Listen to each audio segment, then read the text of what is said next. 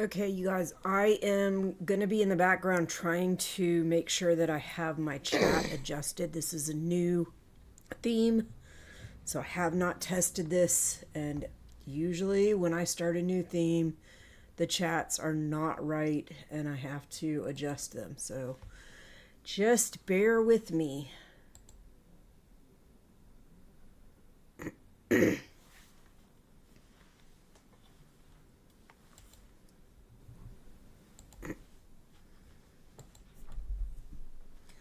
I also do not have any music in the background, which I've been trying to do lately, but I did not do that this time. So it's just me and my voice and probably the countdown clock. All right, let's type something and see if it shows up.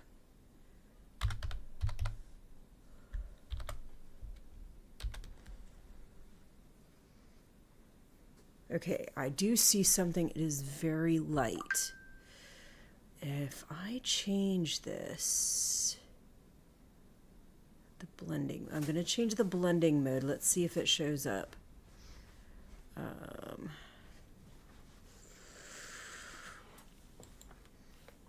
Okay, that's negative. I kind of like that. Or subtract is what it is. Screen. I think screen was a little bit more noticeable than additive, but I could be just imagining that. Multiply shows the black background. Lighten. Don't like that. Darken's going to be ridiculous. So I'm thinking subtract was probably that. Let's do normal. Okay, so that's normal. I want to get rid of the black background, so I think I'll do, was it multiply? No, it was not multiply. I think it was subtract. Let's do subtract. Yeah. So I still don't feel like that's very visible, but whatever. It will do. Maybe I can blow it up a little bit. Make it bigger.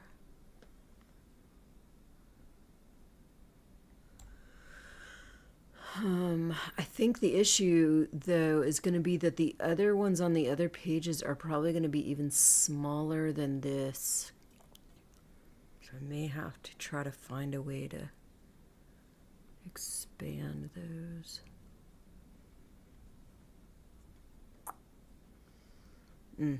All right, let's add one more thing to my chats, and y'all can add what you want, which is basically what I'm going to write in chats.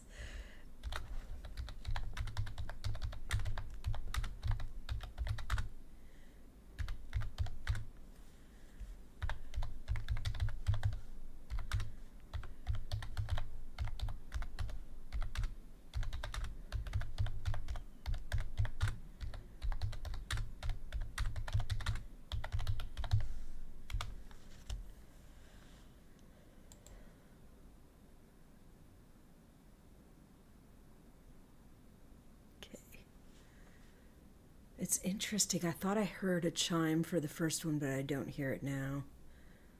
It's weird. I hope the earbuds are still working. Let me double check that. It says they're on. I turned the Bluetooth on my phone off so that it hopefully won't interfere with my earbuds, because they both are formatted and connected on both my computer and my phone. Anyway. 22 seconds.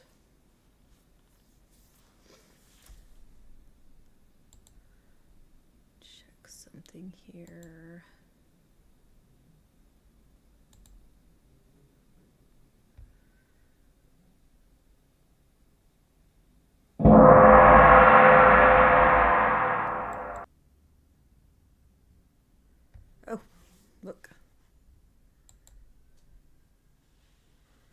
All right, hello everyone. This is Venus Brown, and I am here with a breakdown and discussion for Heartstopper Forever, the TV show. I need to also make sure that this thing I have on my computer is not going, because if it is going on my live stream, I'm not going to necessarily hear it.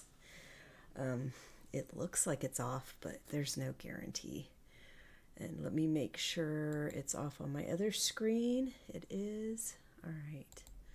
And I'll just do that so I can chat if I need to. All right. And so let me adjust this chat box real quick. Like, I'm going to put it on subtract like I had on the other one. Yeah, see, I don't like that. That's like really hard to see. If I do it the other way though, it's going to be white. Like the font will be white with that white background. So I'm going to put it back how it was. Back how it was. There. All right. Okay. So I'm going to start off with kind of discussing some of the themes and stuff that are in the movie.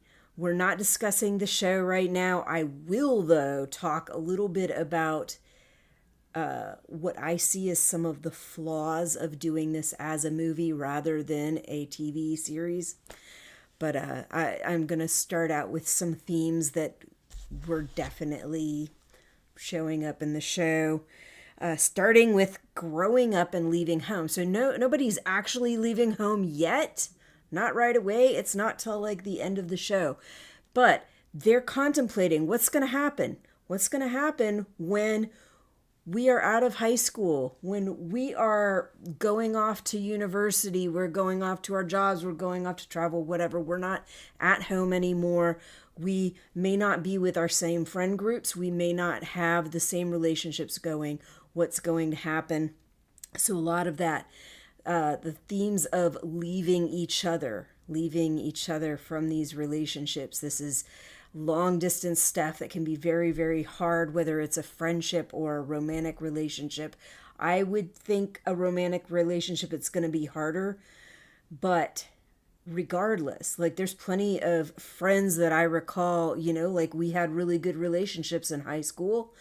And after that, I left and we really didn't talk anymore. So I would say that's also hard.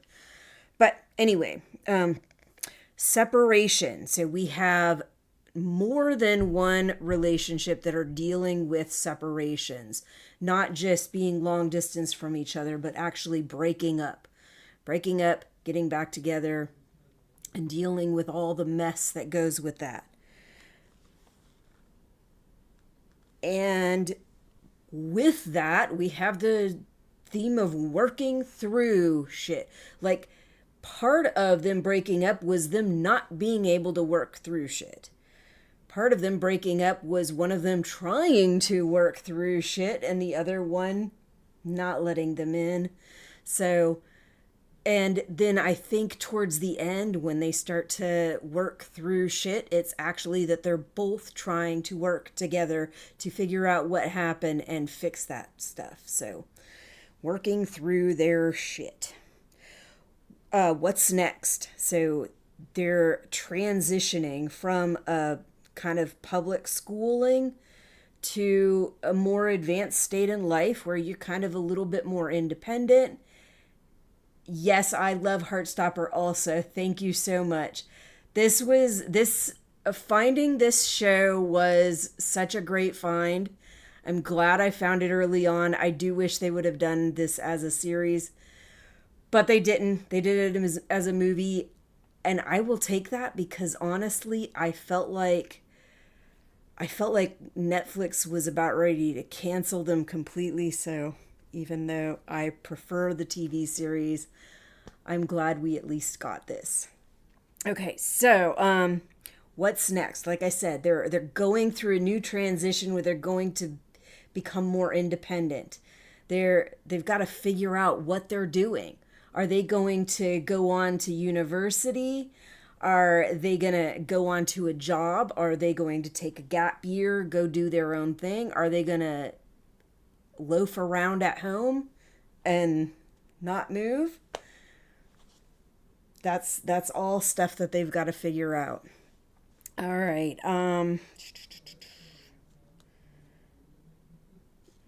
A lot of I would say actually a little bit of kind of figuring out identities. I think we had at least a couple people that were like at least expressing their identities. I think there was a little bit of trying to search, figure out who they are, where they belong in this world. I think Nick is definitely in a place where he is trying to figure out who he is outside of Charlie, because his life had already changed so much after he gained this relationship with Charlie. Now he's trying to figure out who is he if Charlie's not around. So there's that, but there's also Imogen. She's trying to come out to people, trying to figure out who she is, trying to come out as who she is. And that doesn't come across right away. That takes a couple times before she's able to actually get that across. And then later on, we have Tori. Tori is like, yeah, I'm asexual. And Charlie's like, no, I didn't actually know that. And she's like, oh, well, I thought I told you.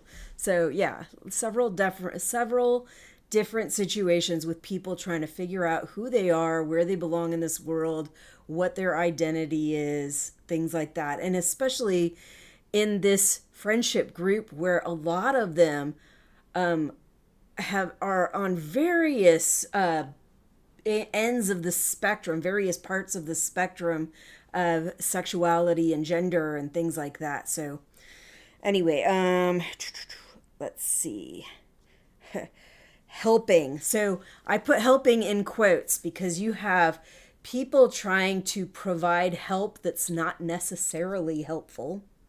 You have people trying to give help and being shut off and not being able to give the help that they are attempting to give when it actually is needed. You got people that need help and aren't getting it. And then you've got people that are actually providing help and people that are asking for help. All right. And I put closed off, but that kind of goes with that helping thing. Like Nick has been very closed off, not allowing the kind of help that he's actually in need of, closing himself off and not letting people in, even though we've known their relationship as being open and as being good with communication and stuff like that. And we're seeing a lot of fractures in that aspect this time. Coping.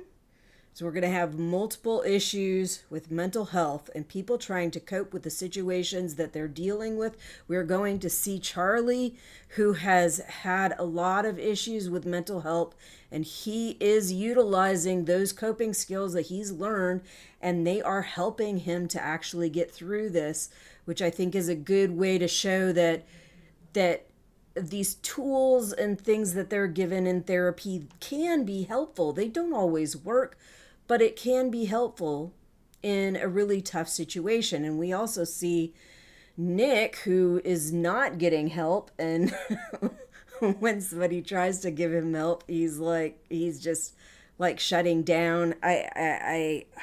Gosh.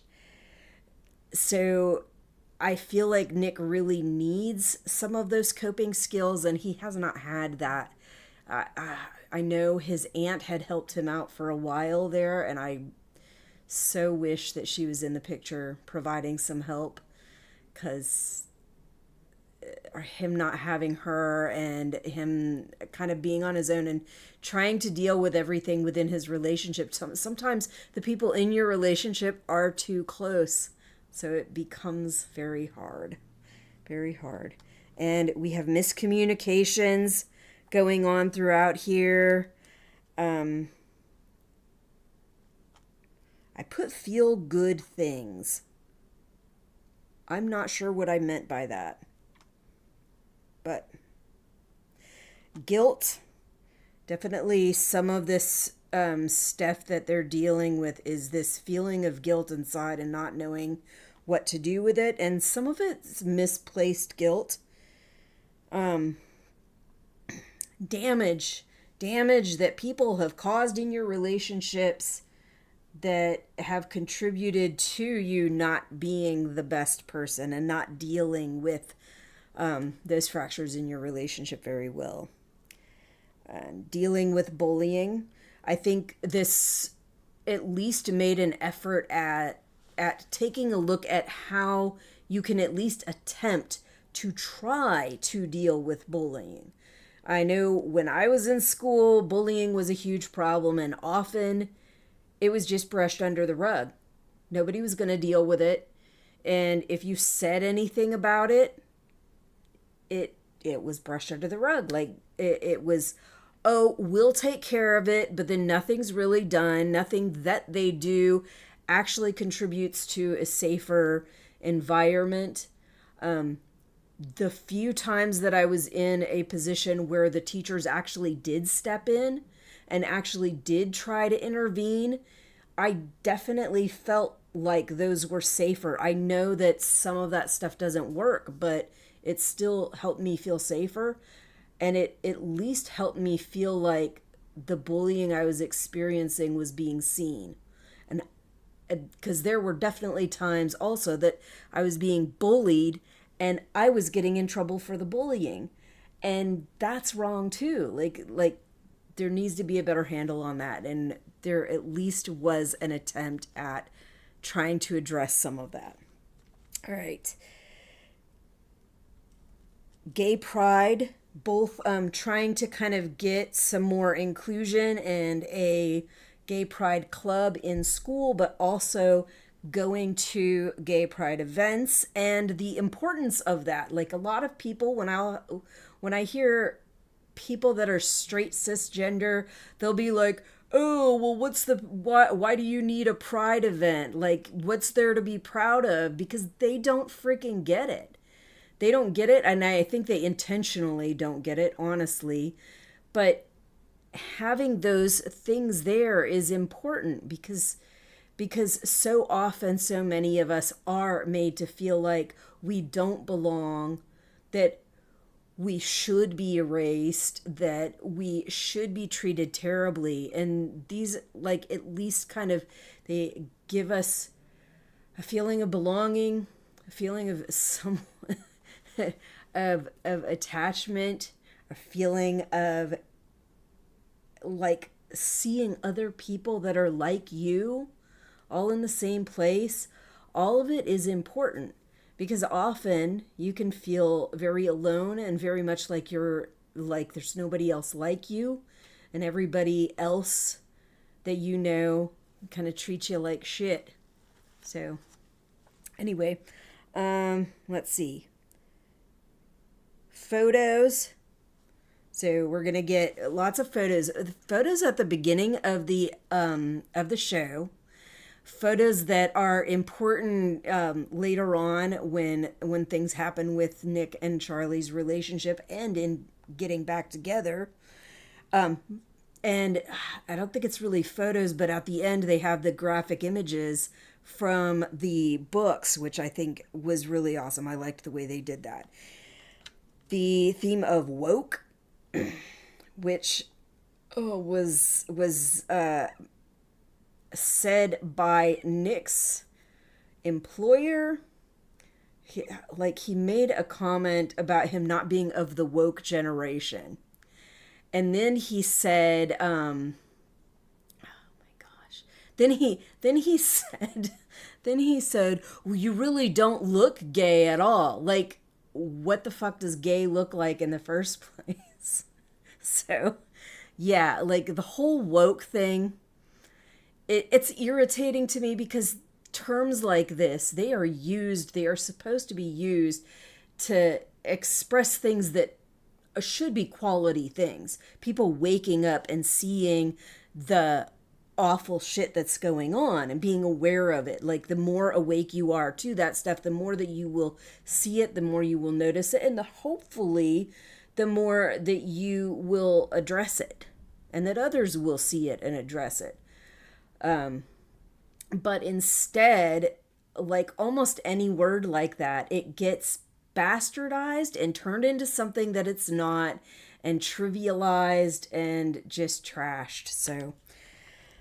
So instead of it being used the way it is supposed to be used, it's used as an insult. Okay, love and different types of love. And when Nick and Charlie were talking about, they were kind of talking about how relationships from teenagers, they go through these situations where, like most teenage relationships, they don't last very long. They tend to end, and every once in a blue moon, even if they do end, they might get back together later on down the road, but a lot of times they don't last. But they also talked about how they felt like their relationship is different, and I think their relationship is different.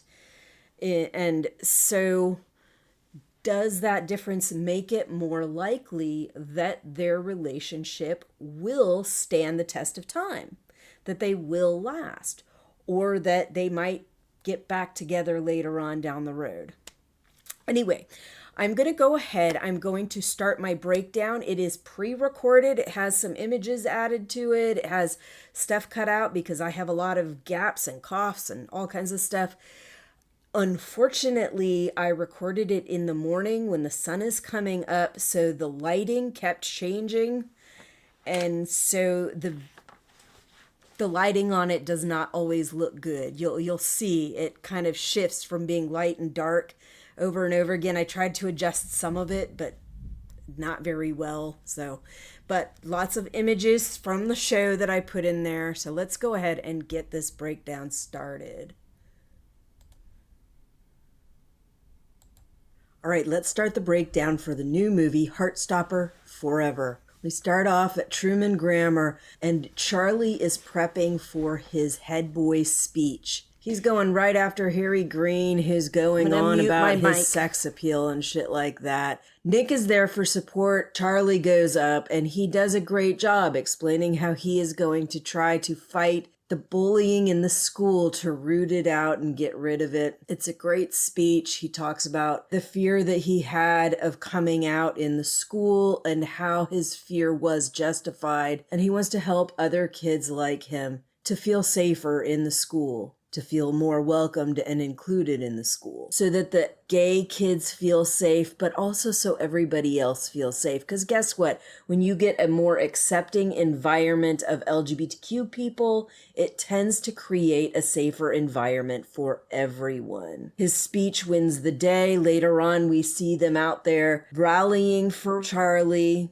Vote for Charlie, vote for Charlie. And then as they're counting the votes, you can see one pile is significantly higher, and Charlie wins by 61% of the vote. Harry didn't stand a chance. He just didn't. And later on, when they're having a party and celebration, we'll see Harry complaining that they should do a recount, like he thought this kid didn't even talk about the canteens and stuff like that. Whatever, Harry, you tell yourself what you have to. Charlie did a great job, and you just weren't speaking to them and giving them what they wanted. They go to a party later on to celebrate Charlie's win. We see all of our old friends and a couple of new ones. And then later that night, we see Charlie and Nick running down the boardwalk and having some fun with some hot making out, feeling each other up, and maybe going a little further than that. The next morning, they wake up. Charlie's already up out of the room. He's outside playing with the dogs because the dogs have woken him. Later on, Charlie's talking to him. He's got everything all planned out, their whole lives. And then Nick lets him know that he's going to be applying to Leeds, which is a good 5-hour drive away. Charlie seems a little bit upset that he waited so long to tell him, but he's like, you know what, I can get the train, I can get the bus, I can learn to drive. They're checking out these pictures on their walls from back when they first met, and they're like, oh, look, we were babies then. They really were. And we're going to see those pictures later on and hear about how they were so young then, such babies. Charlie's got a new job at a cafe, and meanwhile, Nick is at home struggling to write his personal statement for the application to Leeds. He's like writing one line after another and then deleting as he writes each line, so he's getting nowhere. And it's basically like one simple statement, delete. One simple statement, delete. But then later on, after Charlie gets there, Charlie decides to help him out, and he is just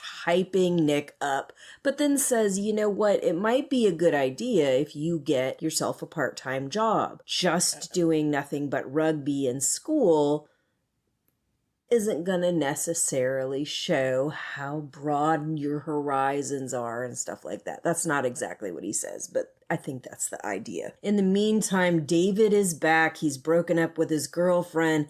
That's causing a bit of a damper in their sexual relationship. But Charlie's like, well, you know, we could just keep quiet. Nick seems very, very nervous, but he goes along with it. And then in the middle of them going downtown, Charlie's like, wait a minute, did you lock the door? But nobody came in. He locked the door. They were able to go back to what they were doing just fine without any interruptions from old Dave. One of the first things that Charlie tries to do as head boy is to convince Mr. Lang that we should have a new social club, a gay pride club. And Mr. Lang is like, that sets a precedent. And I'm like, yeah, it sets an important precedent, a precedent that needs to be made. And he's like, we don't have any social clubs. And I'm like, what the fuck kind of school has no social clubs? So maybe you should start setting precedents by creating some freaking social clubs and letting the fucking gay pride be started. But no, he's like, let's wait a few months.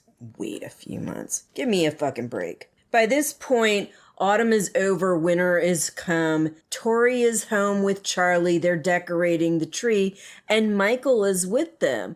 They're talking about how Michael is going to be practicing for the Winter Olympics. There's going to be some long separation, and they're kind of trying to make light of the separation like it's no big deal. But then Mike says, you know, when we're together, it's like...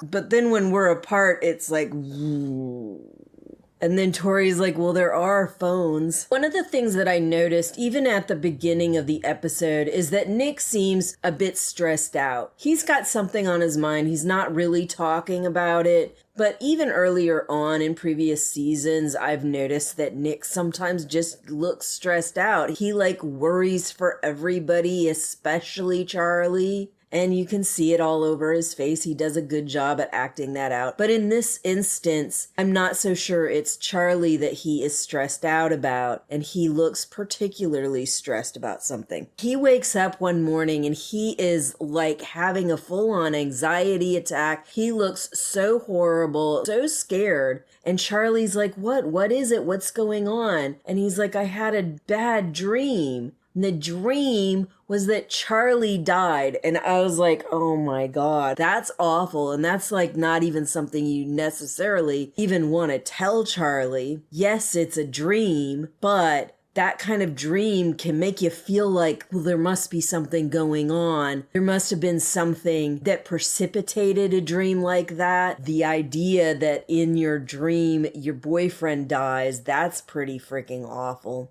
And we will get to hear something about this later on down the road, just not right now. Right now, Nick is not ready to talk to Charlie. In fact, most of the movie, Nick doesn't seem to be ready to talk to Charlie, and it's causing some issues. The friends are all together, the band's all together, they're getting ready to watch the band play. And some of the friends are complimenting Charlie on how good he's looking. Imogen is like, yeah, it's his confidence. It's transformative when you know who you are. And she's getting ready to tell them something about herself, but she doesn't quite get it out before the band starts to introduce their band set. Charlie's playing his drums. He's looking on at his boyfriend. His boyfriend's drinking a lot of shots. And you see him throughout the party. He is getting redder and redder. His face is getting very sweaty. He looks like he's in bad shape, but he keeps drinking. And I'm like, yeah, what could go wrong? He's just getting himself stinking drunk. He doesn't have Charlie down there with him telling him to lay the fuck off. And of course, it does get bad later on. Charlie sees him with a girl. He looks like he might be a little jealous, but he lets it go. Then later on, we see Charlie talking to another boy as they're getting ready to pack up and leave. And Nick sees this. Nick is stinking drunk. When you're drunk, your inhibitions are shut down. You're pretty much going to say whatever the fuck flies into your head. And Nick did. He's like, you're flirting with my boyfriend? The guy's like, we were just having a conversation. And he's like, yeah, now the conversation's over. They end up getting into a fight. Like I said, what could go wrong? Luckily, the bartender actually cut him off and is like, I'm not serving any more drinks. I'm like, good, because he should not be drinking anymore. He is way overboard. But his brother takes him home. Charlie is trying to help him out, but Nick is not having anything to do with it. He runs into the bathroom, locks the door, will not let Charlie in, is saying, this isn't nice. You don't want to see it. Like, of course you throwing up all over in the bathroom isn't nice. But that's not what this is about. This is about Charlie trying to help you out in your hour of need and you refusing to let him in. I mean, the whole night, Nick was being kind of a dick. He is pissy and being a little shit to Charlie. So they go to bed. Charlie tells him they can talk about it tomorrow. And Nick says, I love knowing that we have tomorrow. And I'm just like, oh my God. I think some people thought that sounded really, really sweet. But for me, it sounded like it was chiming back to that dream that he had about Charlie dying. It's good to know that we have tomorrow. So that was like, oh, it really hit me. One of the other things that was happening in that party that I noticed is Tao and Elle were fighting with each other about being able to visit while she's in Berlin. She's like, I'm not fucking rich. I can't get a goddamn plane ticket to go and visit you every time I turn around. And Nick sees this argument. He's already stinking drunk. So like I said, your inhibitions are down. You're just shooting off at the mouth, whatever the fuck comes to your head. And he's like, oh, no, don't fight. You gotta communicate. Like me and Charlie, we're so great. We love each other so much. We just communicate. Tao is like, yeah, we know you and Charlie are perfect. Like, this is not the time. This is not the place. Leave us the fuck alone. Like, butt the fuck out. We will see later on that Tao and Elle seem to fairly regularly have these problems. They'll break up for a while, they'll get back together,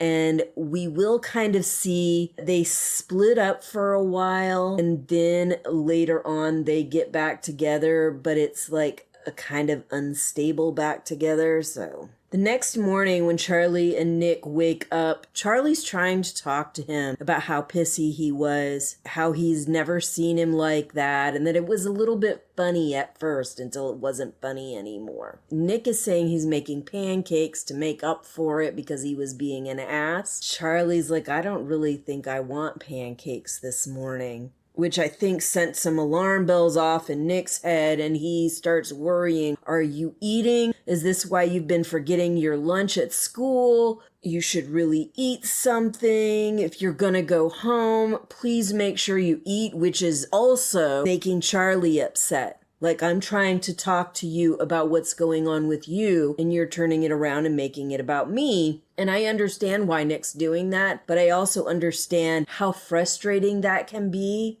You're trying to talk to somebody about something going on with them, and they're focusing on something that you struggle with, and maybe you don't feel that you have a problem with that at the time. Or, I think in Charlie's case, he's trying to focus on Nick, and Nick is not letting him in. Charlie ends up leaving and says, whenever you're ready to talk to me, you can come back and talk to me. He's done, and he goes back home. He has an emergency session with his therapist who's asking him if there's some new extreme stressors going on. Is it something with his new job? And Charlie explains that he's worried about Nick. Meantime, Nick is in a rugby match and he is beating up on another kid. Another kid's beating up on him. He gets hit in the head and ends up in the emergency room. One of the things I was like, he is like fucking bleeding out of his head and nobody fucking bothered to clean this shit up before he went to the emergency room. Like, frankly, I know sports teams usually are required to have first aid kits on hand, so they should have been able to at least clean that up and bandage it a little bit. But no, it's just like straight up blood going down his face. Looks like it hasn't been cleaned up at all. Charlie's worried about him, and then his mom walks in, not Olivia Colman. I was like, it's a new mom. And then I like quickly was like, yeah, but Olivia Colman is probably pretty expensive, and she's probably pretty busy. And I don't know, I hadn't really been keeping up with things, so I didn't know that Olivia Colman was not going to be playing his mom. I knew that there was that one season where she was not there, but they just set the scenario up so that she just wasn't in the episodes. So I thought that if it was something like that, that she just wouldn't show up, that we would have some other caretaker there that's playing the part, kind of like his aunt did before. And frankly, I would have liked to see his aunt there with some of the things that were going on with him this movie, but no such luck. I wasn't too sure about this new mom. She's not Olivia Colman, but later on, towards the end of the episode, she said some things to him that really clicked that I really appreciated. And so even though I wasn't too sure about her at first, she kind of warmed up to me. Later on, Charlie comes over and he invites Nick to his house for an early Christmas surprise. He's set up a fort. It may not look very good on the outside, but it was pretty cute on the inside. He's bought him an early Christmas present, which is a camera, and we'll get to see this throughout the episode, throughout the movie. I keep saying episode, but it's a movie. I'm just so used to it being a series, and I really feel like we should have gotten a series, but for one reason or another, they decided to do a movie. I think it had something to do with Netflix. We'll take what we can get from Netflix because we know they like to cancel things, but I would have preferred a series over a movie. Either way, I'm okay with the fact that we got a movie, but there were definitely things that we did not get in the movie that I think we would have gotten with a TV series that I am a little upset about, but overall, I think it was a good movie. While they're in their little makeshift fort, Charlie asks Nick if he remembers the first time they had sex and this conversation that they had before they had sex. And he said that you told me that I was the only person that you could talk to and that you felt lost. And then Nick finally starts to open up. He does have a little bit of a talk with him. He says, you remember that dream that I had a while back? It wasn't just that you had died. He's like, it's the way you died. It was my fault.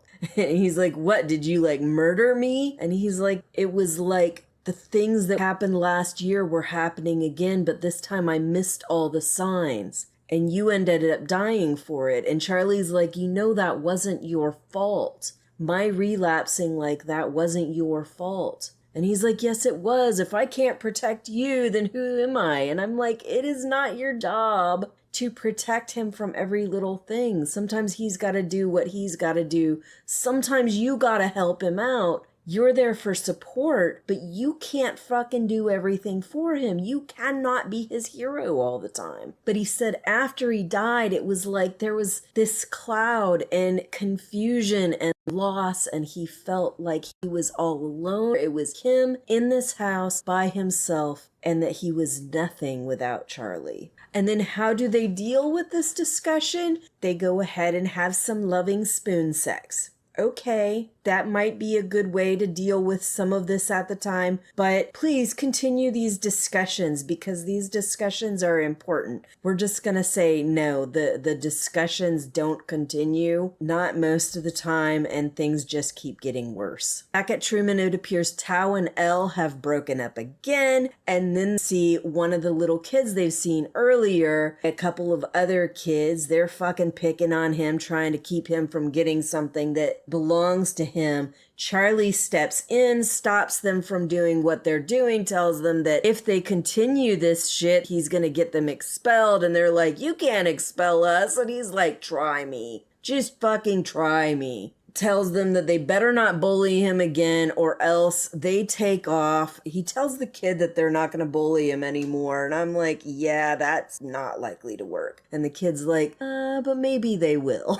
But he at least agrees to talk to Charlie if the kids bother him again. We had seen him before looking like he wanted to talk to Charlie, but he was too shy and afraid, and so he ran away. But I think this is the start of something, so we'll take what we can get. We know the art teacher has always been supportive of him. His room has been Charlie's safe space. Charlie's talking to him about how Mr. Lang has denied him the opportunity to create this safe space for the kids, that he thinks it's very important. The teacher's like, I mean, as a teacher, maybe I should tell you to respect Mr. Lang. And Charlie looks like he's a little upset about it. But he's like, as a gay man, us queers have never fucking asked permission to exist. Nick goes ahead and takes Charlie's advice and tries to get himself a job at a kennel, I think. The boss is not the greatest, but how many of them are? He's obviously very good with animals, and we see this one little, I think, a golden retriever named Biscuit. And I swear, when I first saw Biscuit, I thought Biscuit was going to end up dying at some point, and that would just send Nick on a downward spiral.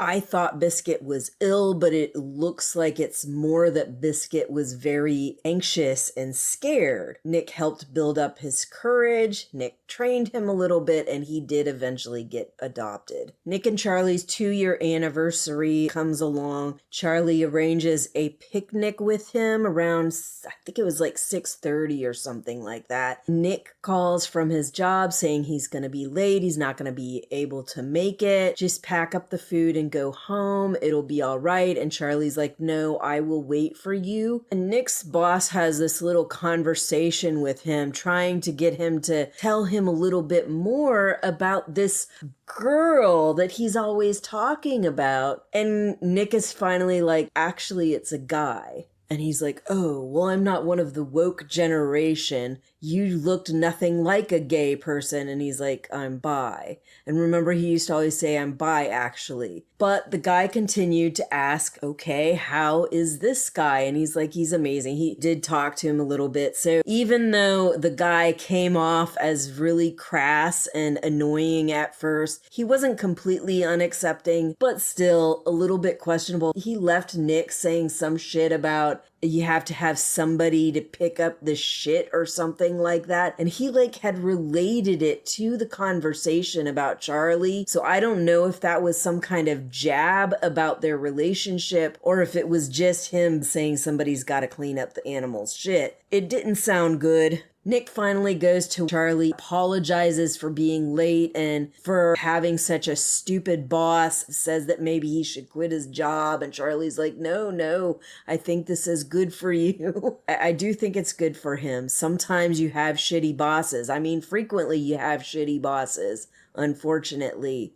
But that doesn't mean you quit the job because your boss is a shit. It is better to have a job where the boss is supportive and the boss is not a shit. But when you have a job that you're fairly well suited to, even though the boss is a shit, it's probably not a good idea to just leave. We're seeing more cracks in their relationship, more struggles with communicating, talking to each other, getting each other to open up, especially with Charlie trying to help Nick and Nick just shutting him out. There's also this codependence there, especially on Nick's part, that's not healthy, and that is going to come back later, unfortunately. Charlie sets up his first LGBTQ pride group. He's got it all decorated. He's over in the art room. He's brought his friends with him. And then eventually the other teacher also shows up and confirms to them that yes, they have both been dating. And Tao's like, see, I called it. And they're like, no, you didn't.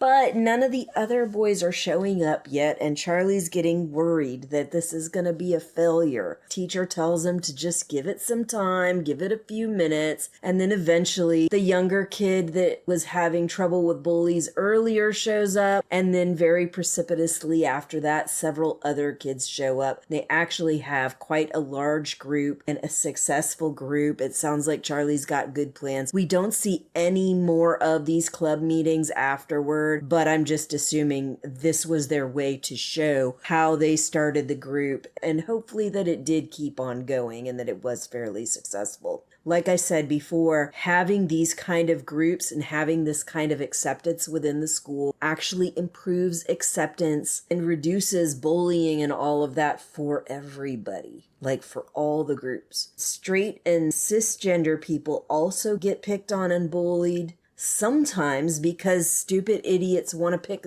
on them for not being female enough or not being male enough. And sometimes for any number of other reasons. You're too fat, you're too skinny, you're too stupid, you're too smart, you wear glasses, you're ugly, you're stinky, you're poor, you don't have the latest styles. Like any freaking thing on the face of the earth, kids will make fun of you for. Having this accepting environment for LGBTQ people tends to create a more inviting, inclusive environment for everyone else. The group is all hanging out together again, and they mentioned that they're all going to be in different places. They're all going to go their separate ways. Tao makes an offhand comment. It really came off really bad because the way he said it and the way he left it hanging there for a little bit. We're talking about Isaac always reading, and he's like, nah, by then I'll have my own book. And they go on talking about their future. And Charlie makes this comment about Nick. He says, Nick always thinks about the future. It's like he's there in his mind, already trying to stop a mistake that hasn't happened yet. Which definitely feels like what's going on, yet Nick just keeps shutting Charlie out when Charlie tries to help. He obviously needs help. He needs somebody to talk to. Frankly, Nick needs therapy every bit as much as Charlie needs therapy, maybe more. But he's not getting therapy, and he's not taking any of the help that his boyfriend is offering,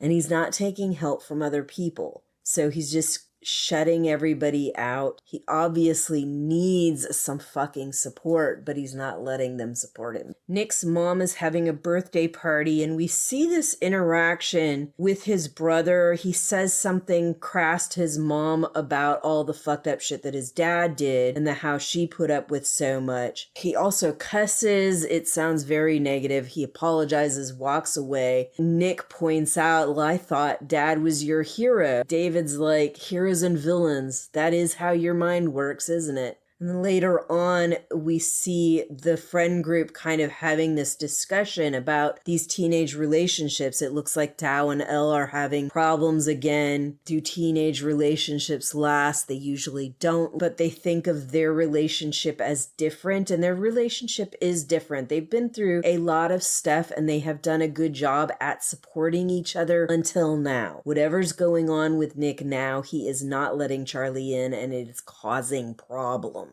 They go to this other party at Harry Green's house, and they kind of immediately split up. They've got the rooms all lit up with different color lights, so each room is like a different color. One's red, one's yellow, one's blue, one's orange, one's green. Charlie's talking to one of his friends about how it should be like exciting that Nick is going to be going off to Leeds, but he's really sad about it. Charlie finally goes looking for Nick. He's kind of separated himself from the rest of the party. He's gone to the kitchen, it looks like, to get away, whatever.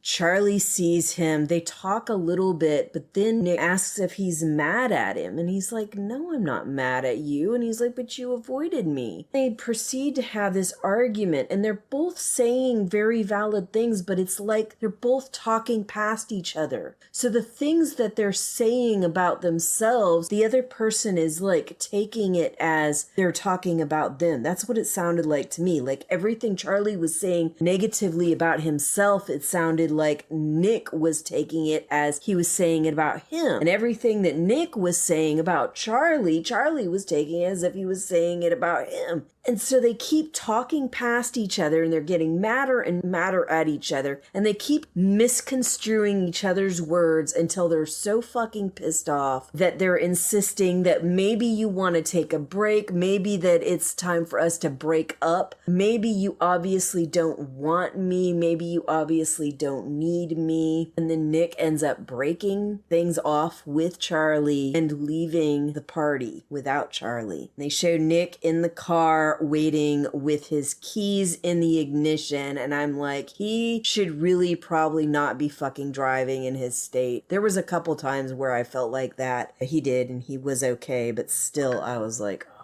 God. When they were having that argument, there was something that Nick said, I'm only happy when I'm with you. And Charlie said he doesn't think that's how he should be. And that's true. Like, this is this indication of codependency that's unhealthy that I had talked about earlier. Nick says he's sorry he made him cry as he's like walking out the door. And the whole time I just keep hearing in my head that song, I Want You to Be Happier. I think it's by Marshmello and Bastille, but that song just keeps playing in my head. And of course, this brings Charlie on a downward spiral. Nick's already been on a downward spiral. He already needs some fucking therapy, and I wish somebody would get him in some therapy. Just because he seems to have it all together doesn't mean he doesn't need therapy. He obviously does. And I wish somebody would do something about it. But either way, this is sent Charlie. He's in another emergency session with his therapist. His therapist is trying to walk him through a refocusing exercise, which he's going to need later. So it's like a reminder. He knows this exercise. He's probably done it before, but he's reminding him of it again because it's important, because he is going to need it later on. But Charlie's not eating. He doesn't want to get out of bed. And then his friends start beating down the door. We're here to help you. And it's Hal, Isaac, and Elle. And he's like, I thought you and Elle had broken up. And they're like, well, we have made a temporary truce because we care more about our fucking friends and taking care of our friends than our stupid argument. That's not what they said, but that's the gist. They spend the night together, they watch a movie, then when they get up in the morning and start packing things up, Ella's asking about Pride, and Charlie's like, I'm not so sure that I really want to go and hang out with the loving Pride people when I'm dealing with all this. And then Elle says that she understands that he is hurting and that things are hard for him right now, but that she really needs her friends there to support her.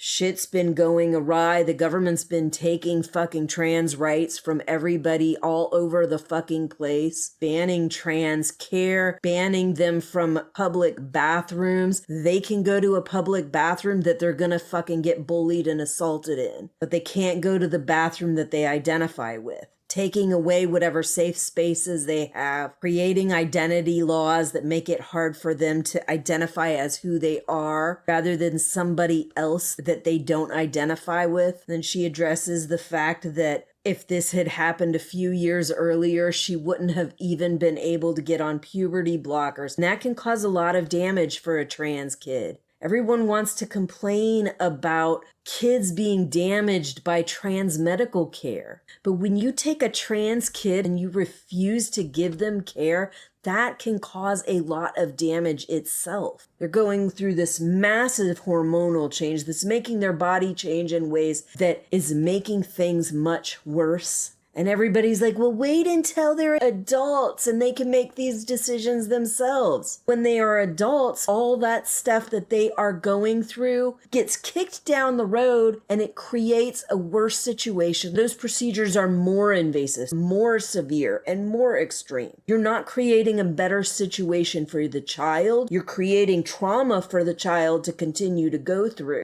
And then you're creating another traumatic situation for them to go through later on. But she asks them to please come. The world hates me. I just want to be myself and I just want to be free. But I need your support there because I'm fucking terrified. I can't deal with this anymore. I really need you there for support. So he does come. And we see this bright and colorful Pride event, like Pride events tend to be. And Elle is up on top of one of the floats. She's doing the chants, what do we want? Trans rights, when do we want it now? I know that it was a little low, not so emotional, flat, whatever, but she is a little bit reserved. She is a little bit shy when it comes to that stuff. She's a visual artist, not a performing artist. So it's understandable that you put her in front of a bullhorn. She might not project all that much. She might not sound all that excited. To me, she looked fucking beautiful and she was doing a great job, even if it wasn't as loud and boisterous and excited as some people wanted. They went to Fernando's, a gay club, and they're like, "You're Charlie and Nick." And Charlie's like, "What does that even mean?" And Isaac's like, "You two are like soulmates." And Charlie's like, "Soulmate's not even a thing." Isaac's like, "You and Nick make a pretty good argument against that." And Charlie did not know at the time that Nick was there, but their friend group had kind of been texting him saying that Charlie needed him, requesting him to be there, so he was there. And Charlie sees him, and that just sends him spiraling. He turns around, he leaves, goes home, and that's when you see him spinning out. He's got this app on his phone that tells he's been this many days without self-harm. And you see him start to do that refocusing exercise to try to keep him from completely spinning out. Then we go back to that moment from after the party when Nick broke up with Charlie. Nick is sitting in the car, and now we're in Nick's perspective. Nick is upset. He's sitting in the car. He eventually drives home. His mom comments when he comes in about him being early, asks if he's all right, but he ignores her and just continues to walk upstairs. You see the next morning, his brother tries to talk to him, tells him that he understands that this is tough, which that doesn't seem to reach Nick. But then he starts talking about their dad. He says that he is going to be moving to Paris to work with his dad, and that he knows that his dad is a shit dad, that he's been terrible, that he hurt him also. And Nick says that he knows he's hurt him. And so he at least gets through to Nick a little bit by talking about this connection they have with their dad being a shit asshole dad and treating them like shit. And David explains that he doesn't think of his dad as a hero, that he knows his dad has been awful. And then you see Nick later on with some friends at a party, and he's just totally not into it. Both him and Charlie, through this separation, have been trying to think of things, texting them out and then deleting them because they can't decide what message they want to send. They just keep doing this and never freaking communicate at all, pretty much the whole time that they're split up. And you can see that he's having a hard time even being around his friends because his friends are a bunch of fucking delinquent idiots. They're not giving him the soul-enriching help he needs. Even though Charlie's friend group had become their friend group, they're not really there with Nick either because they're with Charlie. But eventually they start texting him. They want him to come to Pride. They feel that Charlie is in a bad state, that both of them are in a bad state, and that they both should be freaking talking to each other. They convince Nick to come to this Pride thing at Fernando's. He ends up running into Tao, and Tao is like, "This is crazy. Like, you guys can communicate to each other without even saying a word, and you're not even talking to each other." And then later on, you see him with Imogen, and Imogen has introduced him to this friend, and this friend is like, "Oh, it's so sad to hear about your breakup. I have all these friends that you could totally rebound with." And I'm like, don't fucking do that shit. And he didn't. But it was right after that Charlie saw him. He saw Charlie, and Charlie took off. Honestly, I wanted Nick to go after him. It was after that point that Charlie looked like he was spinning out of control. I really wanted Nick to go after him, but apparently he didn't. I thought he would, and he didn't. That kind of sucks. Then they show it later the next day. They show Charlie at the cafe he's been working in. This old male couple came in. He brings them their coffee order, but also brings them an extra slice of cake and says it's on the house. But they're like, "No, my friend here is diabetic." And he's like, "But you're not diabetic." And he's like, "No, we don't do this in our house. You can just take it away. It's okay." Charlie apologizes. He takes the cake away. I see him and I'm like, "Eat it, eat it, eat it." And he does. He starts eating it. So I was like, oh my God. Like, to me, that is a promising sign. Like, he's had this struggle and he is in a rough spot right now. And he has been spiraling a bit, but now he's actually eating this cake. So I saw that as a very good sign. And then he's kind of listening in. He hears the old guy's conversation and they're talking about a hospital stay that they're getting ready to have and that they're going to be okay and how they take care of each other. And we're going to hear that later on when Nick and Charlie will inevitably make up. Later on, back in Charlie's room, he is again doing this thing with his phone where he's trying to decide what to text Nick, and Nick's doing the same thing, but they keep deleting it. Charlie finally throws the phone. He goes to try to grab it from under his bed, but instead he grabs the camera that Nick had left over there.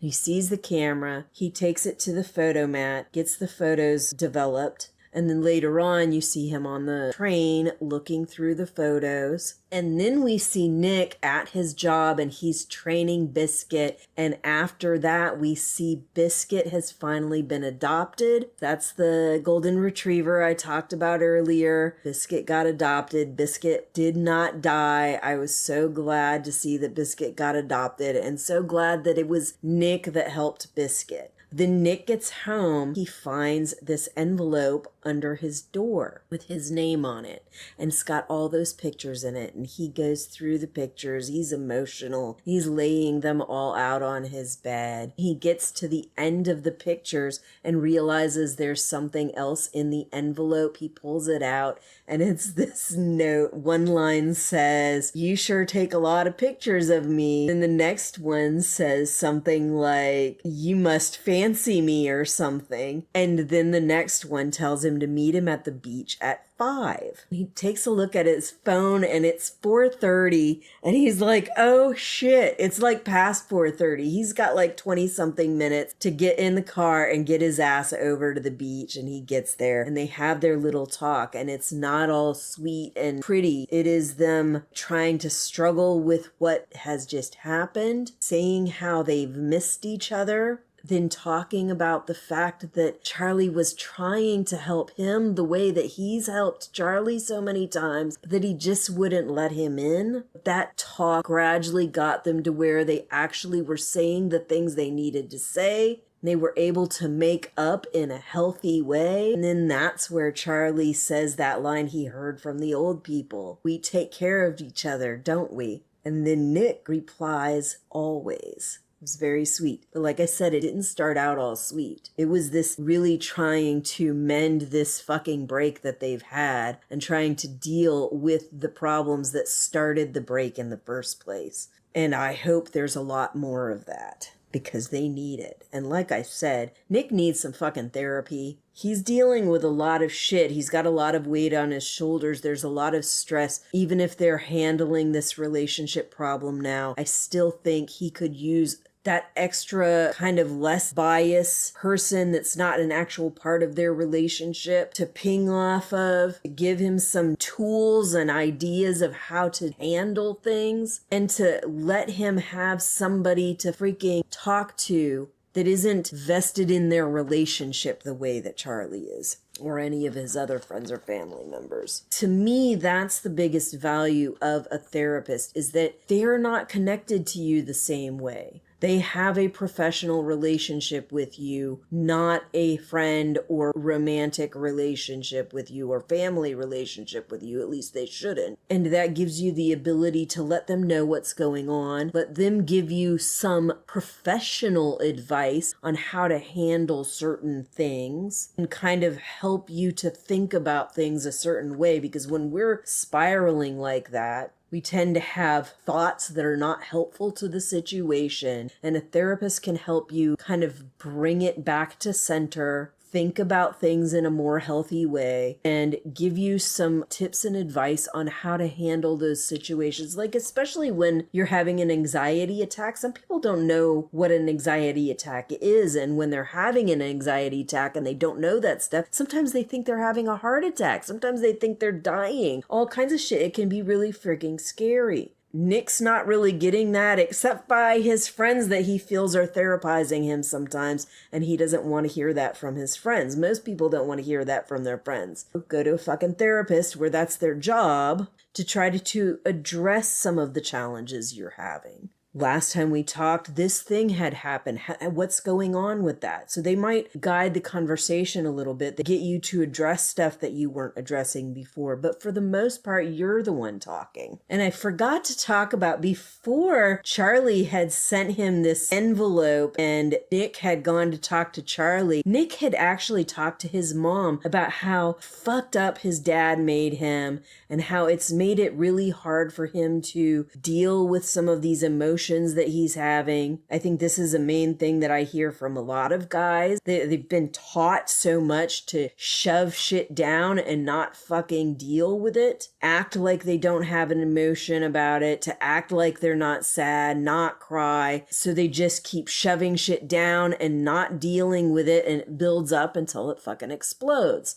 But then he explains that it's also fucked up his ability to deal with this relationship that he had with Charlie, and that he didn't want to break up, but that he messed it all up. And his mom is like, that is a relief. And he's like, what? This is a relief? And she's like, no, like, you have said more about yourself and what you're dealing with and how you are handling this thing than I ever could have dreamed of when I was your age. I didn't know myself enough, and I didn't know your father enough, and it caused all these problems. You know more about yourself now than I could have dreamed of at that age. And whether you and Charlie work out or not, you're gonna be all right. But you can't just let the relationship end without trying. And he's like, but it's too late. And she's like, no, it's not. You guys love each other. And you've always kind of bent towards love. And I think Charlie bends towards love too. And you haven't tried to work this out. Love is a choice. It doesn't just work without you actually putting in the work. I think that was part of what opened Nick up to actually freaking talk to Charlie, but also the envelope that Charlie sent him with all the pictures definitely breached that gap. And another scene that we had before the whole Charlie and Nick making up at the beach was with Tori. Charlie goes to one of Michael's events with Tori, and she's like, see, I told you this was gonna be boring. They just go round and round and round because it's Michael skating round and round the rink. Because he's practicing. He's like a speed skater. I really wish they would do something with Solitaire. One of the other books that is actually Tori's story. It is the story that Nick and Charlie's original characters actually showed up in, was the book Solitaire. I wish they would do something with that. I know it is not the same kind of story as Heartstopper, but I think it is a very important story to tell. I really wish they would do something with that. I think that would be lovely. It is also a much darker story, so just keep that in mind.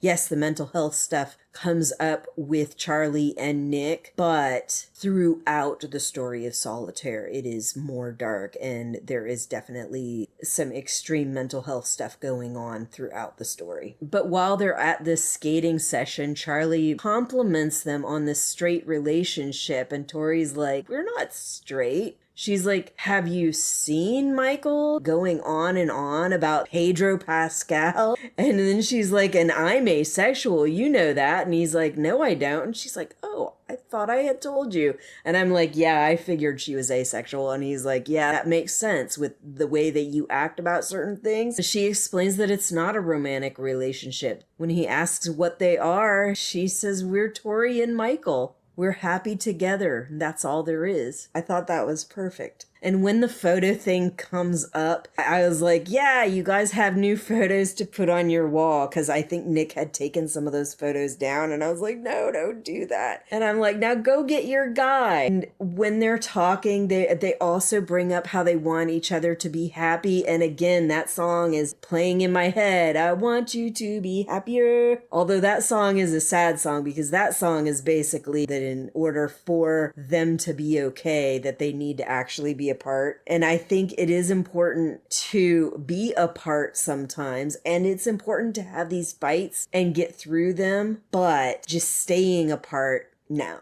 like what his mom told him about love being a choice and that you have to actually do the work, and that she doesn't want it to be over because he never actually tried to fix things. Like, that to me is important. And I've seen, even with myself, too many loving, caring relationships kind of because one of us did not want to fucking deal with the situation and try to put things back together. Like, neglected it too long until there was no, like, fixing it. At least that's what it felt like. And I did eventually try to fix it, but I think shit had gone to hell in a handbasket too much at that point. Then we get to see all the friend group back together. They're at this black tie event, and I'm like, what is this black tie event that they're at? Part of me felt like it looked sort of like a prom, but I don't know of any proms where everybody is dressed in black except for a couple teachers. But it did remind me of a prom. It also reminded me of a wedding, but it didn't look like it was a wedding either. So I had to look it up, and it said it was a Lever's Ball or something like that, which is a ball that they have at the end of school, like in your secondary school or university, or before you go to university or before you go off to a job or whatever. And they have these at the end to kind of signal this transition in life, which totally made sense because everybody that was there, it was definitely that kind of party. And Tao is like recording people, asking them what they see in their future. Tara and Darcy say they're going to go and see the world. He asks Isaac and Imogen. Imogen says she's probably going to be a lawyer or CEO or something like that. Isaac says he's going to write about you lot. So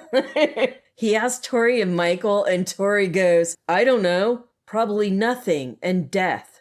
Like, this is what I see in the future. Probably nothing and death. He asks Elle says she's going to Berlin to be an artist. And then he asks if they can have one last dance. And they're like, let's do it right. They have this dance and it's looking really good and everything. And then Tao like kind of starts to back up. I think he's admiring her beauty and everything and her freedom and just being who she is. I think he's always respected that about her, but he's really taking it in, and you just see them kind of separating. So maybe indicating that thing that they've been doing, breaking off, separating, and then getting back together. And we are going to see that they are going to get back together. Is it going to work permanently? Probably not, but who knows? And then we see the teachers and they are dancing. These teachers got some fucking moves. I was very impressed. And the students seemed pretty impressed too. Later on, we see Tao and Nick sitting down on the couch, and Nick asks Tao if he's okay. He kind of saw what was going on after that dance as Tao was kind of staring off and they were separating again. And he's like, no, I'm not okay. But it's not as bad as you think. Like, no matter what happens, no matter what we go through, if we break up or not, we're always going to be in each other's lives. We're always going to be a part of each other's lives. And I thought that was very sweet because they've been through a lot together and they've always really just been there for each other. So even if things don't work out, I do think that that relationship is still going to be there in some form or another. And even though they argue and get in fights and everything, he's still always been fully accepting of her as she is. They just maybe have some growing up to do. Maturity that they both need to form. But I was thinking about how when Nick and Charlie first got together, Tao was suspicious of him. He was very protective of his friend, and he saw Nick as a threat. Yet now they've actually built this really quality friendship. I think of all the other friends outside of Charlie within that friend group. Tao seems to be one of the strongest friends that he has in that group now. So I think that's pretty cool. Later on, we see Charlie and Nick run back upstairs. This is the same building they were in way, way back in one of the early seasons where they first kissed. And they run all the way up to the top to that room where they kissed. And they talked about how they felt like babies then. And they're like, yeah, we were babies. And Nick says, I didn't know anything. And he goes on to talk about how he just wanted to kiss him so bad. He felt like he was going to die. He's like, yeah, I still want to kiss you so bad. I feel like I'm going to die. So they kiss. And we get to see the sparks, which I didn't feel like we saw a lot of that graphic imaging. It was like after they got back together, after that split up, we were seeing a lot more of those animations. the snow falling, the leaves floating, the hearts and flowers, all of that. And we finally get to see those sparks between them too, which I thought was so adorable. I always love those little graphic images, and I kind of missed the parts of the movie where those images did not really exist a whole lot. And then we have this epilogue where we kind of get to see each of the couples from the friend group and what they're doing later on down the road. We see Tara and Darcy at the train station. They're getting ready to do their traveling thing. We see Imogen with her friend, and she is getting ready to rock. Then we see Tori sitting in a library. She gets a message from Michael, and apparently he is in the British Winter Olympics, and she's like, yay! But she's in the library, so the librarian's like, quiet. So she gets on the phone and calls him and says, well done. Then we see Isaac in the cafe with Charlie. He is writing on his computer, writing his little book. And Charlie's talking about how he hopes they're in the credits and all this stuff. And then we see Tao in Berlin. He's taking pictures. We see Elle at this photo gallery presenting one of her paintings. And the painting is of Tao. Then Tao comes up behind her. I don't know if this is planned or if it's a surprise visit, but he calls her name. She turns around. She doesn't seem to react at first, and then she comes up and smiles and hugs her. I was so glad to see that. So even if she cannot afford to go and visit Tao every 2 weeks, he's able to actually take the flight over there and see her. And then we see Charlie on a train. He's changing from his school clothes to regular clothes, gets off the train. He is visiting Nick in Leeds. They go to see his new group of school friends, which I was glad about. That means that if for some reason Charlie does decide to go to Leeds eventually, which I have no idea, he might not, that means that there is already a kind of built-in friend group, which I think is very helpful when you come to college. Because without that, at least for me, I will go to a college and I will be friendless for quite a while because it takes me a while to work up the nerve to even talk to anybody. In fact, most of the time that I do actually talk to people, it's only because it's a required part of some of our assignments. I did make a point when I went back for my master's degree to actually try to make friends with people, but it was not easy. It was actually hard. Like I had to force myself to talk to people, even though everybody was really nice and they would start inviting me to things themselves.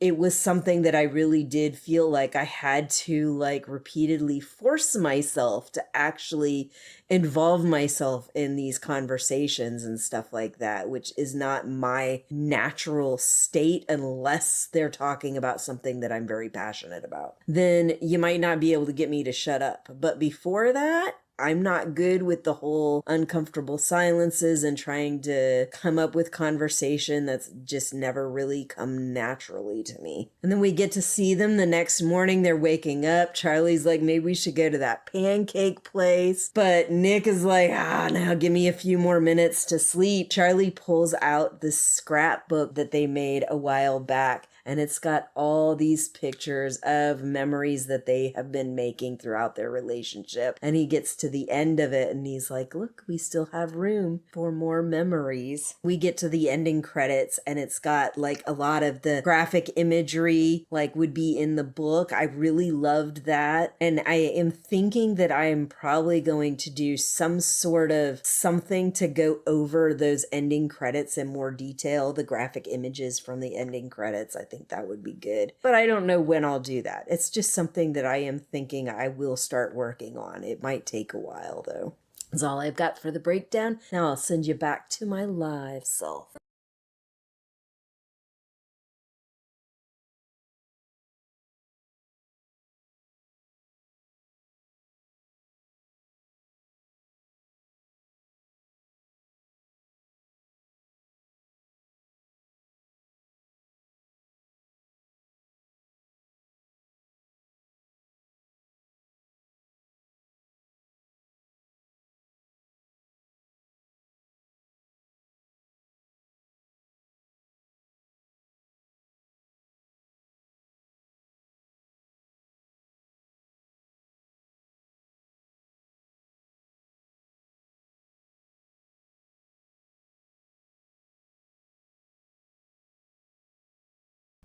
I did not have my volume on.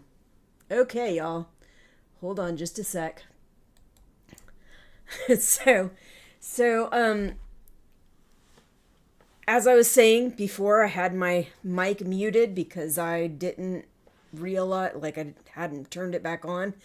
Anyway, when I was looking for stuff during the epilogue, like, there was really very little pictures coming up at all. So I actually had to go through the show and take screenshots from the epilogue in order to even get images for that. But just something. It was, I found it a little weird, but I think maybe because it was the very end of the show and maybe they just weren't prepared for that, or I don't know, for some reason there were not a whole lot of images of it on the internet. So anyway, I'm going to go through some of my favorites and least favorites, starting with my favorite scene, which was when Nick is talking to his mom after he has broken up with Charlie, and he says that he's got it all wrong, that he really screwed up and he didn't want to break up, and he's talking about how fucked up his dad was and how the stranglehold that his dad basically had on his behavior really interfered with his ability to handle things that were going on in their relationship. And his mother,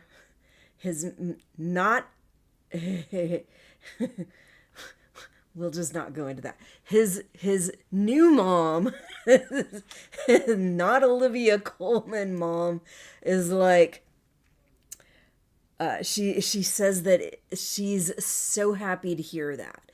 Like, it's basically this recognition that he's got this growth and this understanding about himself that she never had when she was young.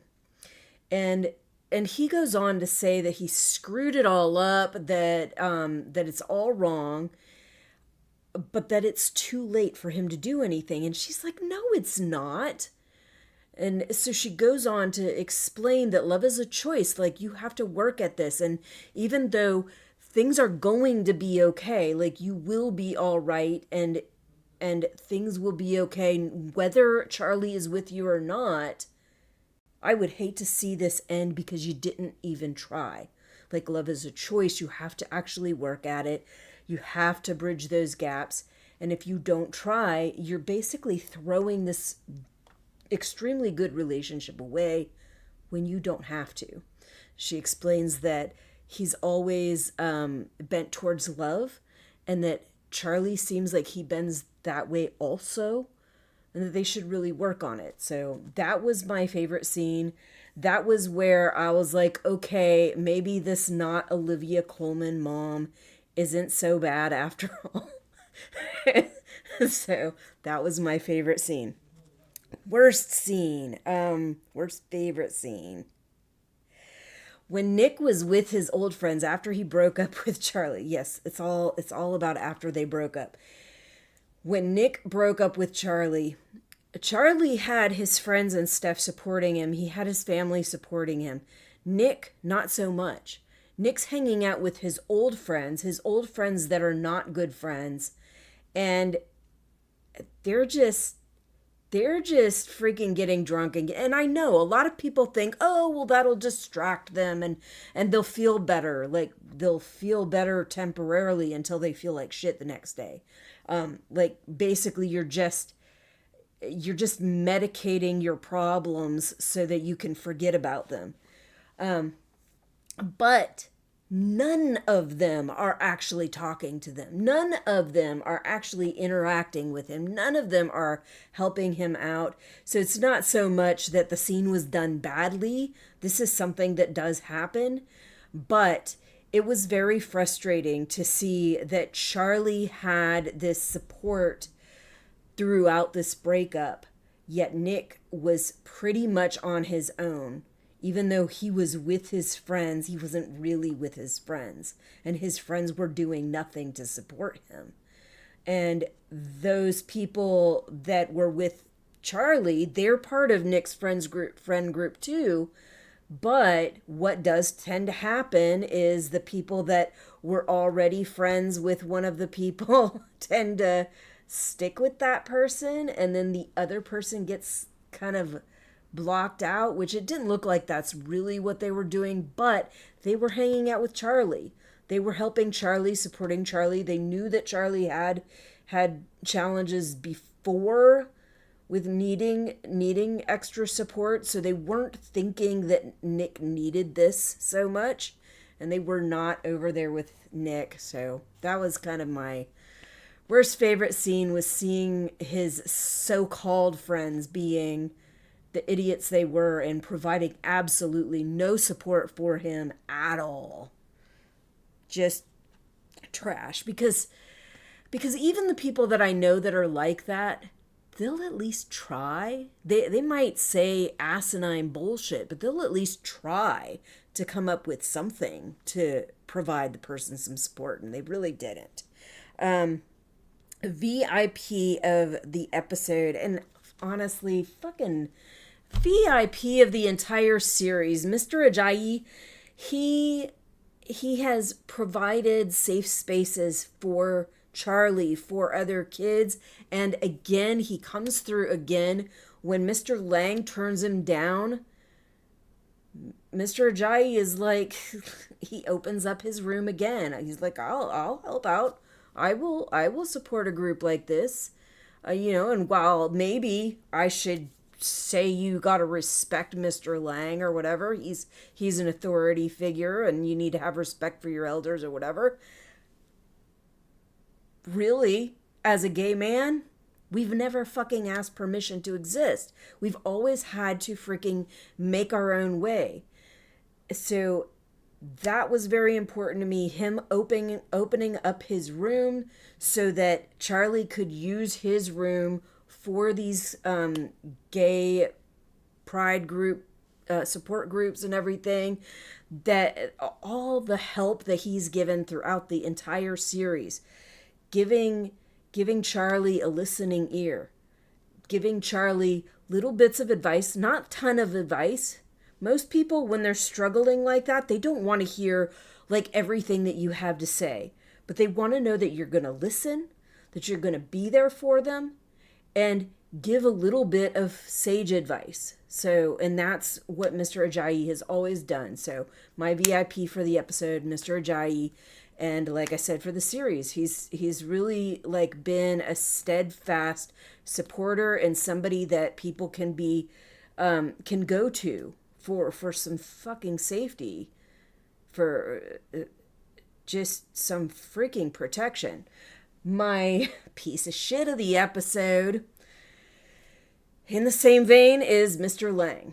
That whole thing about creating a gay pride club creates a precedence, that ticked me off. And when he said there were no social clubs, I'm like, what the fuck kind of school has no social clubs?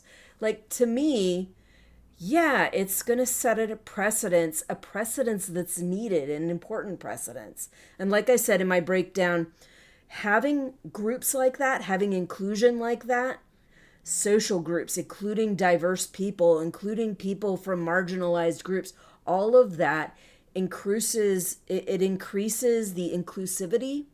It helps things to be a little bit more inclusive, and it helps things to be better, not just for the people in that group, but for everybody. Because kids are going to be picked on for all kinds of shit.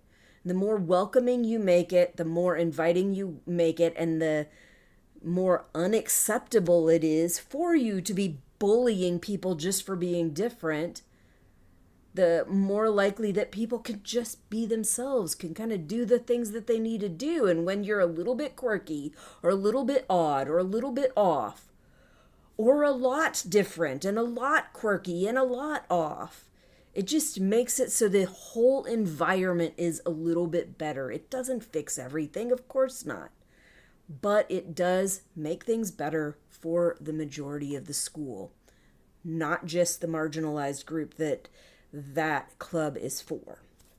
So, that's my favorites and least favorites. Mr. Lang was my piece of shit of the...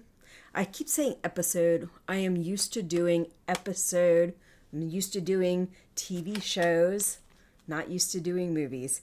But piece of shit for the movie, Mr. Lang. Because to me, that was just not excusable. Having no social clubs in the school is dumb anyway. And turning down the gay straight club because it sets a precedence.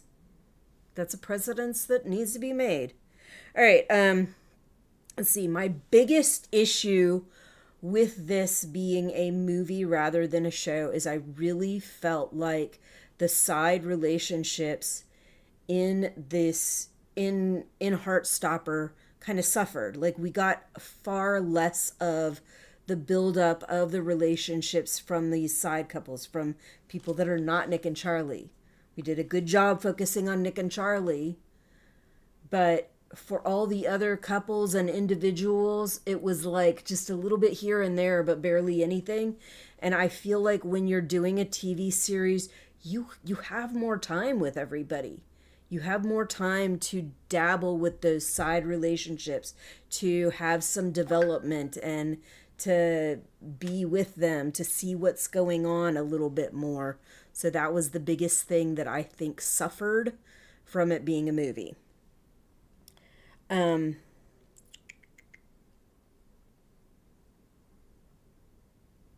the biggest change, not necessarily because it's a movie, but because they are representing these kids growing older. They are growing up. They are no longer dealing with just first time experiences with sex. Now they're dealing with actually regular sexual events. So that to me was the biggest change, is these hot, steamy scenes that actually involved real sex, that actually involved making out, going all the way, like all of it. We've had kissing and we've had making out, but we've had a little bit of touching and stuff like that, but not much past there. Whereas this was like, it was loaded up with lots of stuff. And that is honestly how a teenage relationship would be. Like, thinking that that's too much for a show, well, you're not representing real life. Real life teenage relationships are going to have a lot of sex, a lot of making out, a lot of sexual hot, steamy situations. So that was the biggest change, and it's not a negative. It's fine. All right. Memorable quote. I love knowing we have tomorrow. That one, like I said during the breakdown, that really got me after he had said what he had dreamed about, and that he was really like that in the dream Charlie had died and he didn't know who he was without him. Like, he felt like he was nothing. So after that, he says he loves knowing that he has tomorrow. Like, that just, it really got me. It's definitely most memorable quote. Okay. The biggest success was the gay straight pride group, but we only saw them do one meeting. I will just say, though, that with this being their first meeting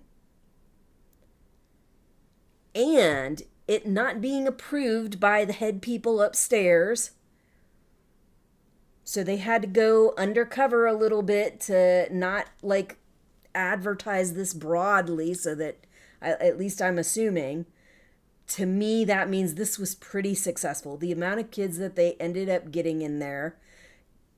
Kids have lives too. They have other things they're going to do, so they might not show up right away.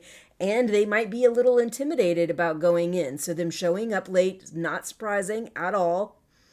They're teenagers. Even me as an adult, I show up late to stuff.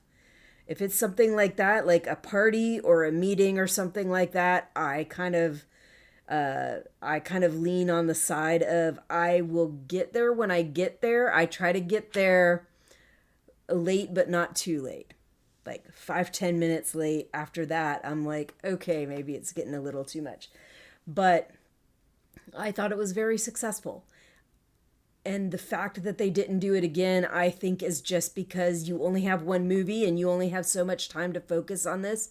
And they do have all this other stuff that they're focusing on. So, let's see. Um,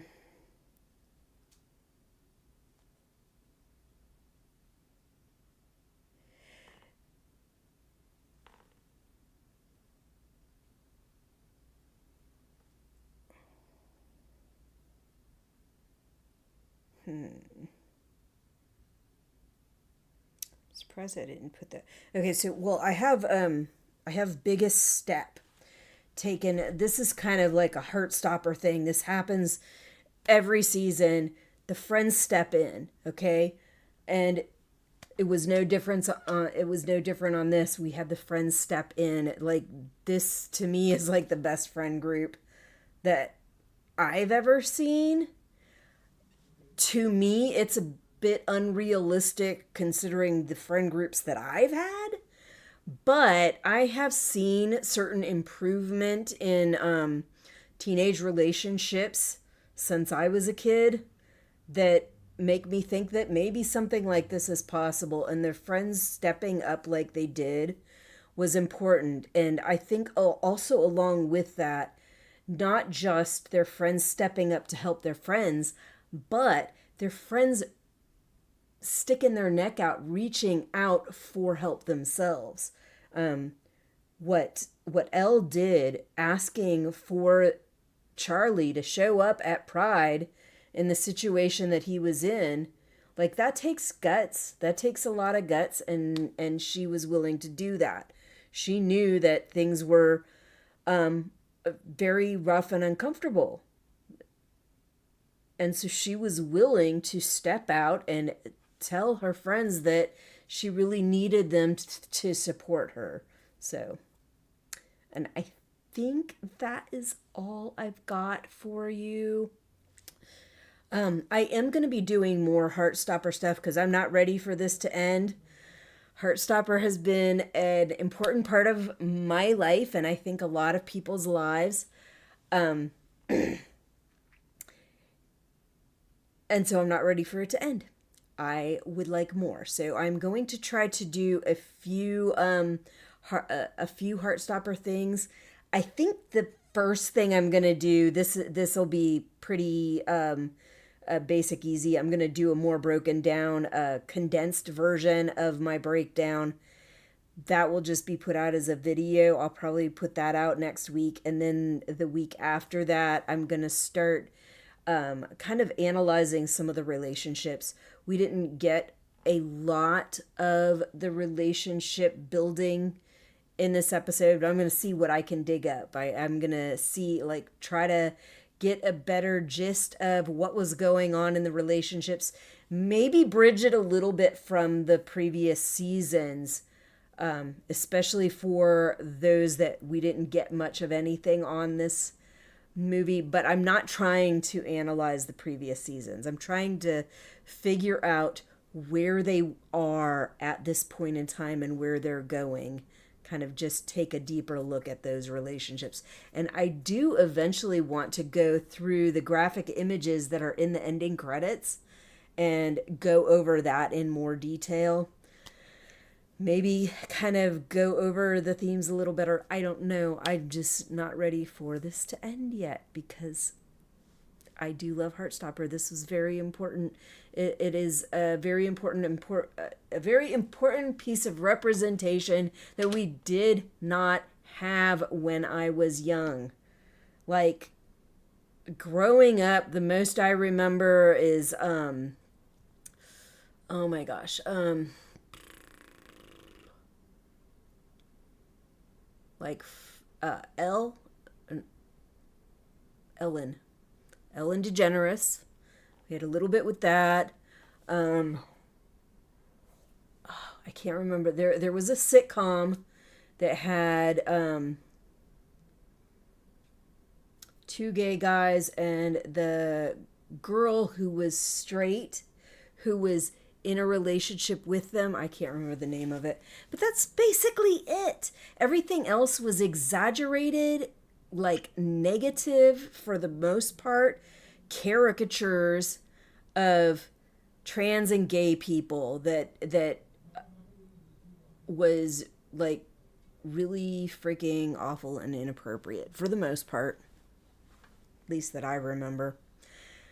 This stuff, some of it seems a little unrealistic, but they do approach important issues that a lot of channels would not touch with a 10-foot pole. They do have a huge variety of people. They don't have everybody in the rainbow. Like, it's a massive rainbow with a massive spectrum, but they have a lot more identities than usually would be in most shows. So I appreciated that. Anyway, that's all I got for you for now. I will see you when I see you.